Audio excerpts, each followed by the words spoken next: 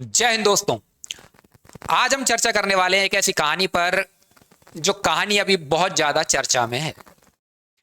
ये चर्चा आपको सोशल मीडिया पर, ये चर्चा आपको न्यूज़ चैनलों पर, ये चर्चा आपको प्रिंट मीडिया पर, इलेक्ट्रॉनिक मीडिया पर, न्यूज़पेपरों में सभी जगह अभी देखने को मिल रही होगी। जी हाँ, हम बात कर रहे हैं दिल्ली में हुए उस बहुचर्चित हत्याकांड की, जिस हत्याकांड में एक यूपीएससी एस्पिरेंट की हत्या उसकी तथाकथित प्रेमिका के द्वारा करा दी जाती है या स्वयं वो हत्या कर देती है। तो इस पूरी कहानी की शुरुआत कहां से होती है और क्या क्या चीजें, कौन कौन से किरदार इस कहानी में आते हैं, हत्या की साजिश क्यों रची जाती है, क्या क्या कारण रहे कि इस प्रेमिका को अपने इस प्रेमी की हत्या करने की साजिश रचनी पड़ती है, उन सभी चीजों पर हम एक एक करके चर्चा करने वाले हैं। दोस्तों, बहुत बहुत स्वागत है आपका द अनडाइजेस्टेड ट्रुथ में। ऐसी सच्चाइयां, ऐसी घटनाएं जिन्हें देखने के बाद विश्वास नहीं होता। ना आंखें उसे देखकर विश्वास कर पाती हैं और ना ही कान उस सच्चाई पर विश्वास कर पाते हैं। जी हाँ, समाज, राजनीति और अन्य क्षेत्रों में इस तरीके की तमाम घटनाएं समय समय पर घटित होती रहती हैं, जो हमारे सामने इस तरीके की चीजें लेकर के आती हैं, इस तरीके के अचंभित कर देने वाले कृत्य लोगों के लेकर के आते हैं जिन्हें देखकर सुनकर विश्वास नहीं होता है। तो चलिए आज हम चर्चा करते हैं इसी प्यार, धोखे, अश्लील वीडियो और हत्या की एक पूरी साजिश, एक पूरी कहानी पर। परत दर परत हम one by one, point by point इस पर चर्चा करेंगे। दोस्तों, ये जो कहानी है, ये कहानी शुरू होती है मुरादाबाद से। मुरादाबाद जो कि दिल्ली से लगभग 190-95 किलोमीटर, 192 किलोमीटर के आसपास एक शहर है। मुरादाबाद हम सभी को पता है पीतल की नगरी इसे कहा जाता है। पीतल के जो कारीगर हैं और पीतल की जो कारीगरी, पीतल से बनाए जाने वाले जो विभिन्न प्रकार के बर्तन हैं, उनके लिए मुरादाबाद बहुत फेमस है। तो उत्तर प्रदेश का मुरादाबाद जो शहर है, वहां से इस कहानी की शुरुआत होती है। वहां एक शिक्षक दंपत्ति, एक माता पिता जो शिक्षक हैं दोनों, उनकी पुत्री जिसका नाम है अमृता चौहान, वो अपनी टीन एज में ही, मतलब यंग एज में, युवा अवस्था में कुछ गलत संगत में पड़ जाती है। गलत संगत में इस तरीके से पड़ती है कि वो एक शादीशुदा व्यक्ति जिसका नाम है सुमित, उसके प्रेम में फंस जाती है और इसके कारण उसके घर वाले उसे घर से बेदखल कर देते हैं। वो बेदखल केवल मौखिक रूप से नहीं करते हैं, बल्कि वो उसे अपने घर से, अपनी संपत्ति से बेदखल करते हैं, कानूनी रूप से, बाकायदा अखबार में इसकी सूचना जारी करके। तो ये पूरी कहानी मुरादाबाद से शुरू होती है। एक ऐसी लड़की से इस कहानी की शुरुआत होती है जो अपने घर से, अपने चाल चलन के कारण, अपनी हरकतों के कारण, अपने माता पिता के द्वारा संपत्ति से, घर से बेदखल कर दी गई है। तो हम बात कर रहे हैं उसी हत्यारिन की, उसी प्रेमिका की जिसका नाम है अमृता चौहान। जी हाँ, ये मुरादाबाद की रहने वाली है अमृता चौहान। इनकी उम्र 21 वर्ष है। तो किरदारों की यदि बात करें इस कहानी में, हम सीक्वेंस से चलते हैं। ये थोड़ा सा मैं एक बैकग्राउंड देना चाह रहा था आपको कि स्टोरी शुरू कहाँ से होती है। तो स्टोरी की शुरुआत अमृता चौहान से होती है। अमृता चौहान मुरादाबाद की रहने वाली है, 21 वर्षीय ये एक स्टूडेंट हैं और ये बीएससी फॉरेंसिक साइंस की छात्र हैं। वैसे ही फॉरेंसिक साइंस आप समझते होंगे, आपने क्राइम पेट्रोल या फिर आपने सीआईडी जैसे नाटक देखे होंगे, जहां पर जो डॉक्टर सालुंके को आपने देखा होगा। ठीक है, तो डॉक्टर सालुंके जो है वो फॉरेंसिक एक्सपर्ट रहते हैं। तो वही फॉरेंसिक साइंस का कोर्स जो है वो ये कर रही होती है। बीएससी फॉरेंसिक साइंस की छात्रा रहती हैं, 21 वर्ष इनकी आयु रहती है। मुरादाबाद में ही इनकी मित्रता होती है एक 27 वर्षीय नवयुवक से। नवयुवक तो नहीं कहेंगे, ठीक है, 27 वर्षीय युवा व्यक्ति से जिनका नाम है सुमित। सुमित एक शादीशुदा व्यक्ति है और सुमित की संतान भी है। तो एक शादीशुदा व्यक्ति सुमित के साथ अमृता चौहान का जो है वो संपर्क बनता है, दोस्ती होती है और ये दोस्ती प्रेम में बदल जाती है, प्यार में बदल जाती है। तो अमृता और सुमित के बीच में हो जाता है प्रेम प्रसंग।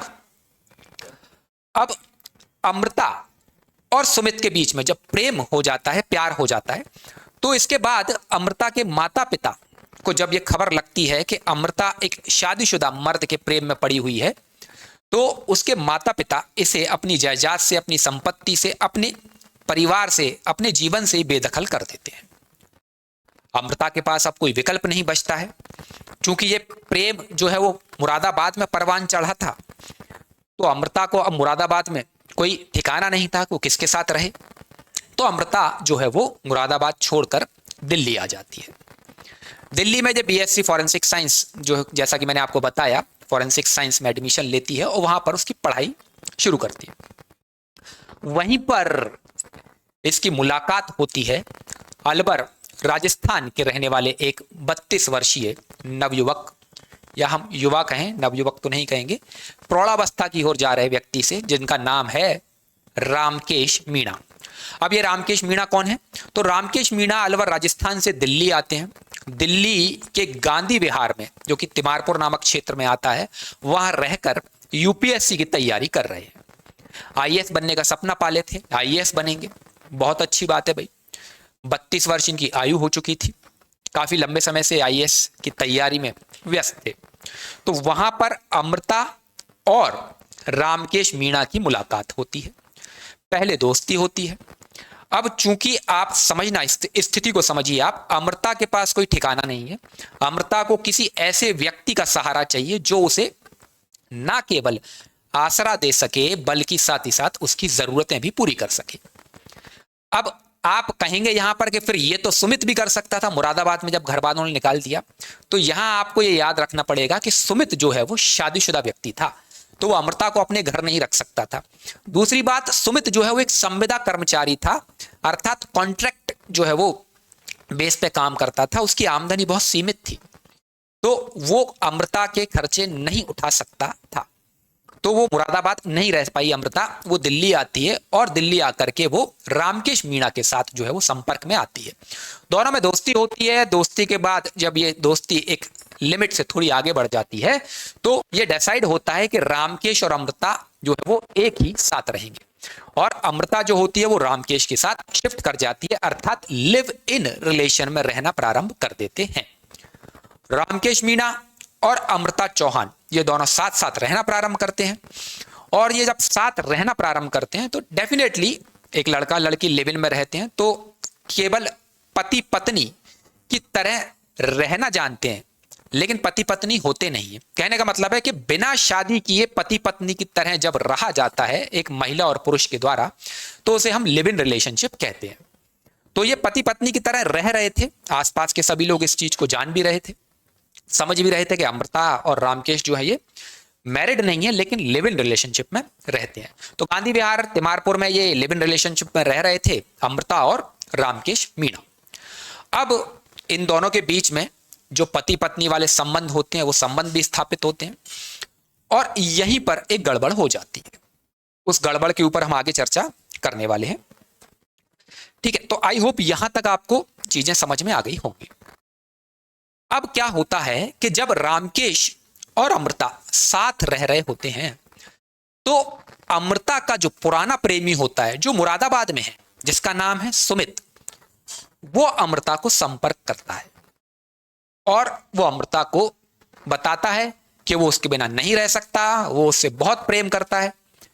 यही अमृता जो है वो भी सुमित से प्रेम करती ही थी, पहला प्यार था वही, लव, पहला प्यार, फर्स्ट लव। तो वो अपनी बातों में अमृता को फंसा लेता है सुमित, और अमृता जो है वो सुमित से बातचीत करना प्रारंभ कर देती है। अब आप देखिए, सुमित है मुरादाबाद में, रामकेश मीणा और अमृता रह रहे हैं दिल्ली के गांधी विहार में, और ये दोनों लिव इन में रह रहे हैं, अर्थात शादी नहीं हुई है लेकिन पति पत्नी की तरह रह रहे हैं। और पति पत्नी की तरह रहते हुए ही अमृता जो है वो क्या कर रही है, ये सुमित के साथ जो है फोन पर बातचीत कर रही है, उसके संपर्क में बनी हुई है। अब एक दिन रामकेश को ये पता चलता है कि भाई अमृता उसके साथ रहते हुए भी, उसके साथ रिलेशन में रहते हुए भी अपने पूर्व प्रेमी सुमित के साथ जो है वो संपर्क में बनी हुई है, उसके साथ जो है वो संबंध बनाए हुए है। इसको लेकर के दोनों में जो है वो झगड़ा होता है, और इस झगड़े के कारण अमृता जो होती है वो रामकेश को छोड़कर वापस मुरादाबाद चली जाती है।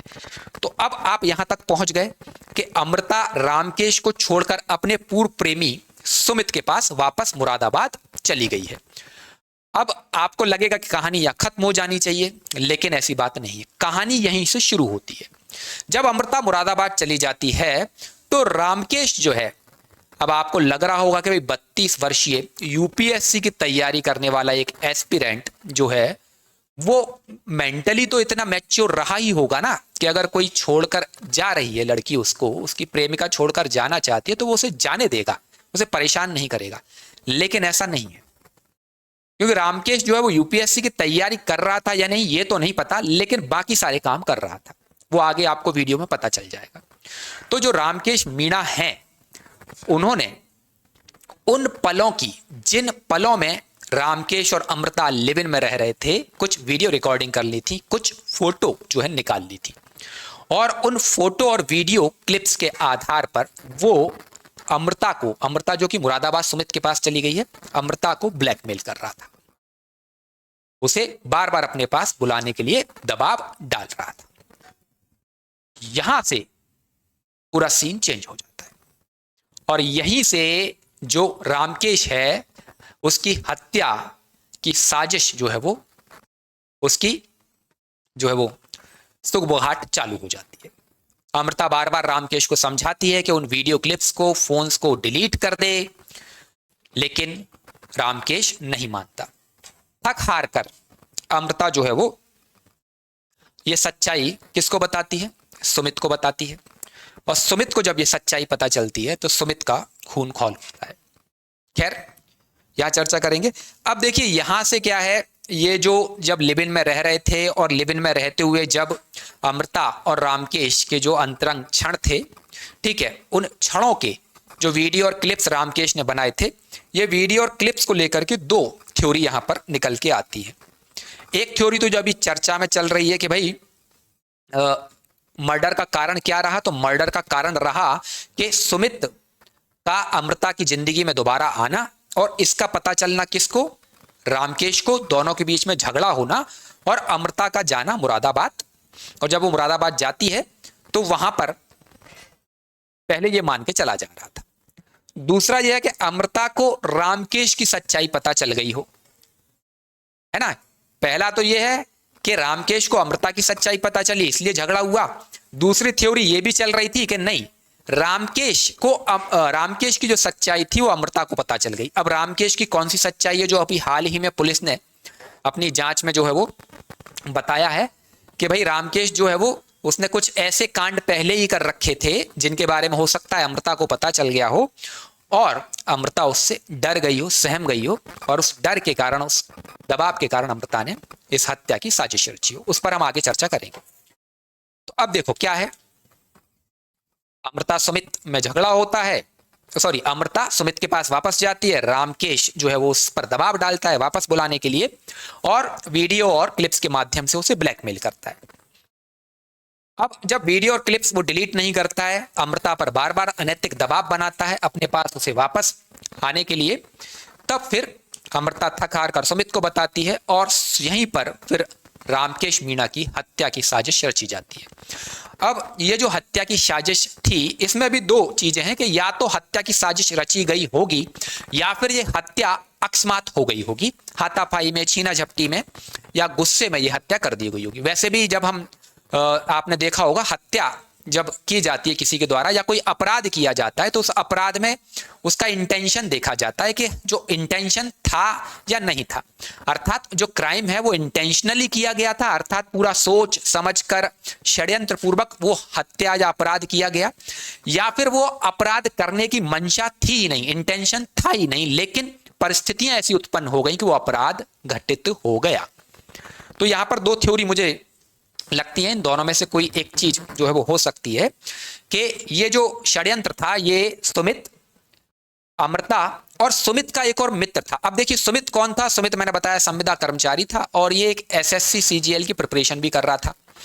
इसके साथ सुमित का एक मित्र था जो गैस सिलेंडर डिस्ट्रीब्यूटर था, मतलब घर घर जाके गैस सिलेंडर बांटता था, ठीक है। तो वो भी सुमित के साथ मिल जाता है, उसका नाम है संदीप। तो उसे भी इस षड्यंत्र में शामिल किया जाता है और ये तय होता है कि अमृता, उसके साथ उसका पूर्व बॉयफ्रेंड सुमित और उसके साथ उसका जो मित्र है संदीप, ये तीनों जाएंगे दिल्ली। और दिल्ली कहां जाएंगे? रामकेश मीणा के घर जाएंगे। रामकेश मीणा को समझाएंगे, बुझाएंगे और यदि वो प्यार से मान जाता है तो ठीक है, और यदि नहीं मानता है तो उसका मोबाइल छुड़ा करके जो वीडियो क्लिप्स आती है उनको डिलीट करवा देंगे। एक थ्योरी तो ये बनती है कि ऐसा संभवतः इन्होंने प्लान किया हो कि वहां उसका मर्डर नहीं करना है, बल्कि जो वीडियो क्लिप्स और जो फोटोज है उन्हें डिलीट कराना है। दूसरी थ्योरी ये बनती है कि ये लोग पहले से ही प्लानिंग करके गए हों कि पहले उसे डराएंगे, धमकाएंगे वीडियो क्लिप्स आदि को डिलीट कराने के लिए। अगर यदि वो नहीं मानता है तो फिर उसकी हत्या कर देंगे। ठीक है, तो ये दो थ्योरी बन सकती थी। अब ये षड्यंत्र कब रचा गया? तो ये षड्यंत्र रचा गया 5 से 6 अक्टूबर की दरमियानी रात को। अमृता रामकेश को फोन करती है और बड़े प्यार से बात करती है। उसे बताती है कि भाई मुझसे गलती हो गई, मुझे माफ कर दो, और पोलाइटली उसे अपनी मीठी मीठी बातों में जो है वो बहलाती है, फुसलाती है और फिर बोलती है कि मैं तुम्हारे पास वापस आ रही। अब जब रामकेश और अमृता की बात होती है तो अमृता केवल अपने आने की बात करती है, अपने साथ सुमित या संदीप के आने की बात नहीं करती है, इसे याद रखना।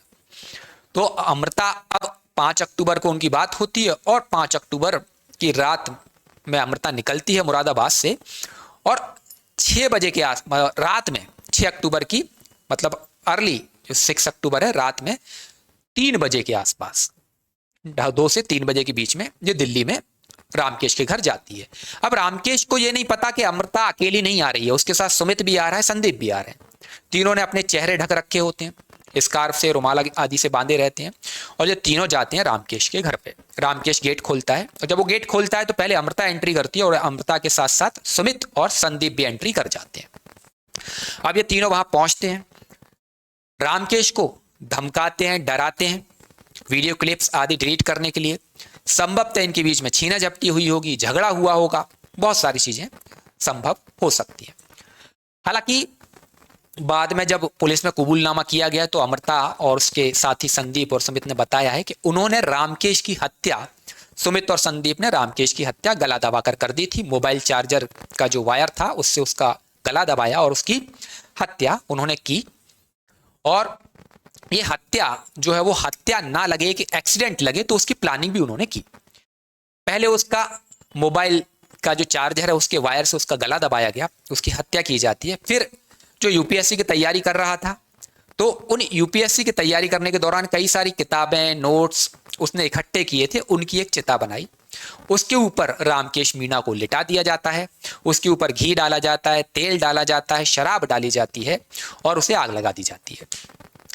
अब अमृता जो थी वो बीएससी फॉरेंसिक साइंस की स्टूडेंट थी और अमृता को पता था यदि ये डेड बॉडी जला दिया जाए, मतलब यहाँ ब्लास्ट हो जाए और ये पूरा डेड बॉडी के साथ साथ ये पूरा जो है वो फ्लैट जिसमें रामकेश रहता था वो जल जाए, तो कोई भी जो है वो फॉरेंसिक एक्सपर्ट वहां से एविडेंस कलेक्ट नहीं कर पाएगा।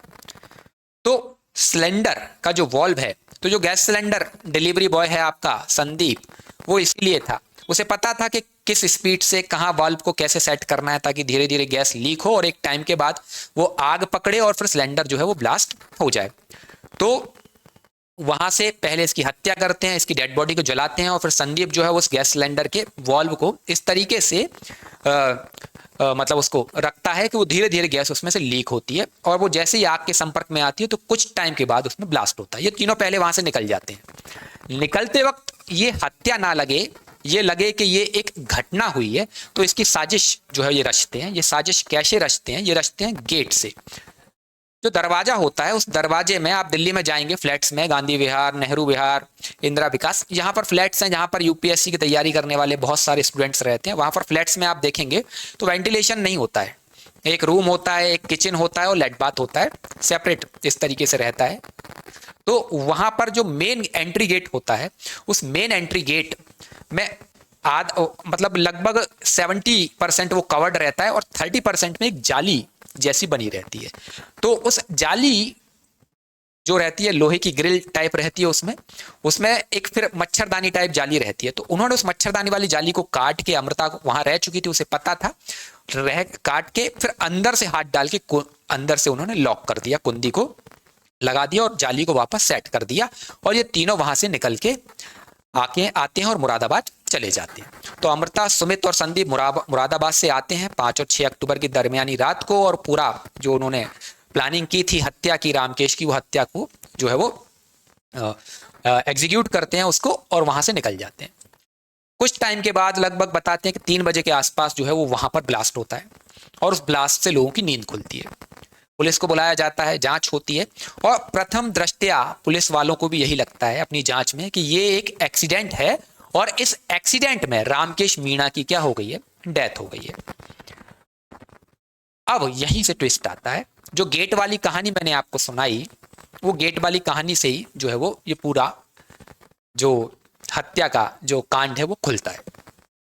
ठीक है, तो देखिए आग लग जाती है और सब कुछ तहस नहस हो जाता है, जल जाता है, कोई एविडेंस नहीं बचता है। लेकिन अब वो जो रामकेश के परिवारी जन थे, उसके कजिन, माता पिता, उन्होंने आरोप लगाया कि ये हत्या है, ये कोई साजिश नहीं है। मतलब कुछ संदिग्ध उनको लगा उसमें कि ये कैसे संभव हुआ कि गैस लीक हो रही है, बच्चों को पता नहीं चला, आग लग गई और एकदम से ब्लास्ट हो गया।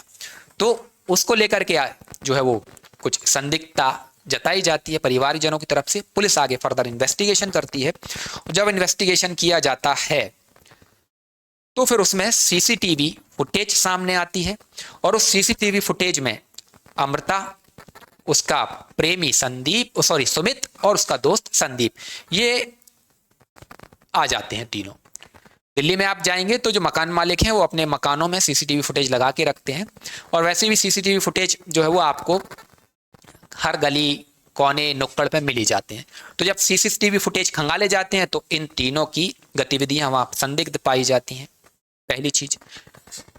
फिर वहां पूछताछ की जाती है पड़ोसियों से, तो पड़ोसियों से पता चलता है कि भाई जो रामकेश है वो कुछ समय पहले एक लड़की के साथ रहता था जिसका नाम है अमृता, और वो मुरादाबाद की रहने वाली थी। तो इस तरीके से अमृता तक पहुंचा जाता है। अमृता को जब पकड़ा जाता है तो अमृता जो है वो थोड़ी बहुत इधर उधर की बातें करती है, और फिर वो सच्चाई बता देती है कि हाँ हत्या की गई है। कारण बताती है कि उसने मेरा वीडियो बना लिया था, कुछ फोटो खींच लिए थे, और उसमें सुमित और संदीप को भी जो है शामिल किया गया था। पुलिस सुमित और संदीप को पकड़ती है, सुमित और संदीप भी कबूलनामा कर लेते हैं, और इस प्रकार से इस हत्याकांड का खुलासा हो जाता है। अब ये हत्याकांड जो है वो इन तीनों ने मिलकर के इसको एग्जीक्यूट कर दिया, और ये जो महोदय हैं रामकेश मीणा जी, इनकी जो प्रेमिका है तथा कथित आपकी अमृता चौहान, इन्होंने इसकी हत्या कर दी अपने पूर्व प्रेमी के संग मिलकर। ये सारी चीजें यहां पर हो जाती हैं। खैर, अब एक नया इसमें ट्विस्ट आया है, पता है, जिसने क्योंकि ये घटना 5 से 6 अक्टूबर की है, दिवाली के पहले की बात है, तो लेकिन अभी नया ट्विस्ट इसमें क्या आ गया है, इसमें नया ट्विस्ट आया है कि पुलिस को इन रामकेश मीणा जी के एक हार्ड डिस्क मिली है ना, एक हार्ड ड्राइव पुलिस को रामकेश मीणा जी की मिलती है। इस हार्ड ड्राइव में अमृता चौहान की तो वीडियो है ही है, उसके अलावा 15 अन्य लड़कियों के साथ भी इनके अश्लील वीडियो पाए गए, और कई लड़कियों के फोटोज भी पाए गए। मतलब आप समझ रहे हैं कि ये एक क्या था, रेगुलर ऑफेंडर था, जो बस पकड़ में नहीं आया था। अब 15 लड़कियां कौन है, क्या है, देखिए क्या है, सबको अपनी इज्जत प्यारी होती है, और खासकर महिलाओं के मामले में, लड़कियों के मामले में यदि हम बात करें तो वहां पर उनकी, क्योंकि वो परिवार की, खानदान की इज्जत उनसे जोड़ी जाती है, और इस तरीके की चीजें अगर उनके बारे में उजागर हो जाती हैं, ठीक है, आजकल सोशल मीडिया बहुत डेंजरस चीज हो गया है, वो बाहर आ जाती हैं, तो उनके आगे आने वाला जो वैवाहिक जीवन है या सामाजिक जीवन है उसमें बड़ी दिक्कतें उत्पन्न होती हैं।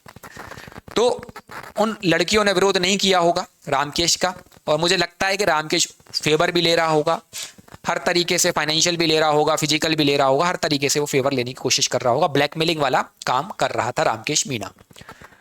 और जब ये बात सामने आई कि वो पहले भी 15 से के आसपास लड़कियों के साथ इस तरीके की चीजें कर चुका है, तो फिर एक सिंपैथी जो है वो अमृता चौहान के प्रति लोगों में जागी।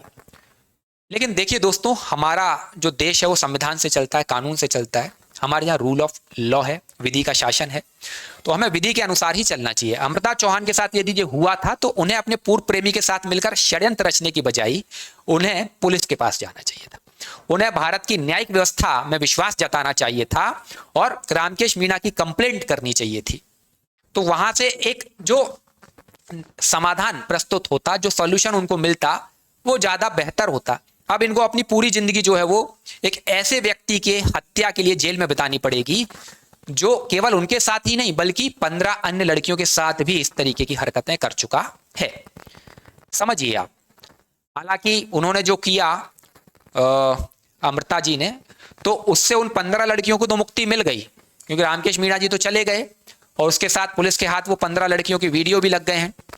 तो उन 15 लड़कियों के जीवन में अब थोड़ी शांति रहेगी, समझ रहे हो आप। लेकिन इसका तरीका दूसरा भी हो सकता था, तो वो है। बाकी अब जांच का विषय है, पुलिस चार्जशीट फाइल करेगी, इन्वेस्टिगेशन करेगी, सबूत, गवाह, न्यायपालिका में, जुडिशरी में, न्यायालय में सुनवाई होगी। उसके बाद जो भी होगा अमृता का, संदीप का, सुमित का, वो फर्दर आपको पता चल ही जाएगा।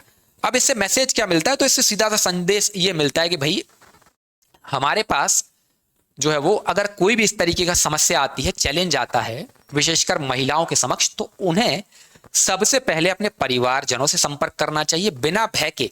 ये साहस महिलाओं को, हमारी बेटियों को, हमारी बच्चियों को दिखाना पड़ेगा। थोड़ी डांट पड़ेगी, डपट पड़ेगी, हो सकता है घर वाले नाराज हों, लेकिन यदि आप उन्हें बताओगे तो उसका एक उचित समाधान प्रस्तुत होगा। दूसरा, यदि ऐसा कुछ भी होता है तो आप पुलिस के पास जाएं, कंप्लेंट करें। समझ में आ रहा है? क्योंकि वहां से ही इसका सही हल निकाला जा सकता है। और हमारे देश में जो पुलिस है उसके लिए महिला थाने अलग से बनाए गए हैं, महिला पुलिस अलग से बनाई गई है। महिलाओं के प्रति जो अपराध हैं उनके लिए कई सारे अलग से कानून, लॉ बनाए गए हैं। तो उन चीजों को भी ध्यान में रखो, थोड़ा बहुत उनके बारे में भी जानकारी आप जुटा लिया करें। कभी इस तरीके की परिस्थिति में फंसे तो जुटा लिया करें, ठीक है। तो महिलाओं को, बच्चियों को, बेटियों को साहसी, हिम्मती, सजग, सतर्क बनने की जरूरत है। और किसी भी व्यक्ति के साथ जब भी संबंध में आ रहे हैं ना, तो अपनी भावनाओं पर नियंत्रण रखना भी जरूरी है। किसी भी व्यक्ति के प्रेम में पड़कर, उसकी मीठी चिकनी चुपड़ी प्यारी प्यारी बातों में पड़कर अपना सर्वस्व उसको समर्पित ना कर दें। पहले वैचारिक समन्वय, वैचारिक सामंजस्य स्थापित करने की कोशिश करें। विचार मिल रहे हैं नहीं, वो व्यक्ति आपके साथ रहने लायक है या नहीं, आप उसे जीवन साथी, अपना प्रेम प्यार सब कुछ देना चाहती हैं, दीजिए, लेकिन पहले उसे परख तो लीजिए। बिना परखे ही आप सब कुछ दे देती हैं, तब इस तरीके की घटनाएं घटित होती हैं। वहीं पुरुषों को मैं कहना चाहूंगा, या नवयुवकों को, युवाओं को कहना चाहूंगा, भाई महिलाओं का सम्मान करो। ये जो आप आजकल ये टेक्निकल गैजेट्स आ गए हैं जिनमें कैमरे हैं, मोबाइल फोन है, इस तरीके की चीजों का इस्तेमाल सतर्कता पूर्वक किया जाना चाहिए। इनका इस्तेमाल जो है वो अच्छी चीजों के लिए किया जाना चाहिए, अपनी बेहतरी के लिए किया जाना चाहिए, इनका सदुपयोग किया जाना चाहिए। इस तरीके के अनैतिक कृत्यों के लिए इनका उपयोग ना करें, ठीक है। और रामकेश मीणा जी के बारे में अभी तक जितनी भी जानकारी मिली है उससे तो मैं यही कहूंगा, यदि ये यूपीएससी में सिलेक्ट भी हो जाती तो देर सवेर ये किसी न किसी कांड में फंसते ही फंसते। क्लियर है? आज नहीं तो कल ये फंसते ही फंसते, ठीक है। हत्या जो है मैं उसको समर्थन नहीं कर रहा हूं। जो अमृता और उनके जो संदीप और सुमित ने मिलकर हत्या की है, मैं उसके समर्थन में बिल्कुल भी नहीं हूं। उन्हें पुलिस के पास जाना चाहिए था, भारत की न्यायपालिका और न्यायिक व्यवस्था में विश्वास जताना चाहिए था। हत्या के फेवर में बिल्कुल भी नहीं हूं। हाँ, लेकिन रामकेश मीणा जैसा व्यक्ति यदि यूपीएससी में सिलेक्ट होता है तो फिर बड़ी दिक्कत हो जाती, क्योंकि आगे चल के ये फिर पता नहीं क्या क्या करता अपने सबऑर्डिनेट्स को, और फिर क्योंकि पावर में जब आता तो और ज्यादा ही कर लेता। तो अच्छा ये सिलेक्ट नहीं हुए, बाकी हत्या के समर्थन में मैं नहीं हूं। तो ये पूरी कहानी थी जो अभी सोशल मीडिया पे चर्चा में है। आपको कैसा लगा ये पूरा स्टोरी? बताइएगा आप कमेंट बॉक्स में। कुछ सुझाव हो तो सुझाव भी आप दे सकते हैं। और जाते जाते मैं यही कहना चाहूंगा कि ऐसी घटनाएं जो है वो हमें अचंभित कर देती हैं, हमें बिल्कुल शॉक्ड कर देती हैं एक तरीके से, कि एक लड़की जो 21 वर्षीय है, अपने से 11 साल बड़े एक लड़के जिसका नाम रामकेश मीणा है, उसकी हत्या की साजिश रचती है। उस साजिश में एक लड़की 2 लड़कों को भी शामिल कर लेती है और चूंकि फॉरेंसिक साइंस की स्टूडेंट थी तो इतनी समझ तो रही होगी कि भाई किस तरीके से साक्ष्य जुटाए जाते हैं, सीसीटीवी फुटेज, बहुत सारी चीजें रही होंगी, उसको तो पता होना चाहिए थी वो सारी चीजें, फिर भी उसने उन सभी को नजरअंदाज किया, तो क्या मजबूरी रही होगी वो तो वही जान सकती है। लेकिन इस घटना का किसी भी तरीके से जो है वो समर्थन नहीं किया जा सकता है। जो तरीका जो है वो सही होना चाहिए आपका। यहां पर आप किसी चीज का विरोध कर रहे हैं, ठीक है, ये बाहुबली मूवी नहीं चल रही है, राजतंत्र नहीं चल रहा है, लोकतंत्र है हमारे यहाँ पे, संविधान है हमारा, हमारे यहाँ कानून है, ठीक है। बाहुबली फिल्म का सीन नहीं है कि जहां पर किसी महिला को हाथ लगाने वाले का हाथ नहीं काटा जाता है, काटा जाता है गला। तो महेंद्र बाहुबली नहीं हो आप बेटा, आपको करना था, आपको पुलिस के पास जाना था, ठीक है, न्यायपालिका की शरण में जाना था।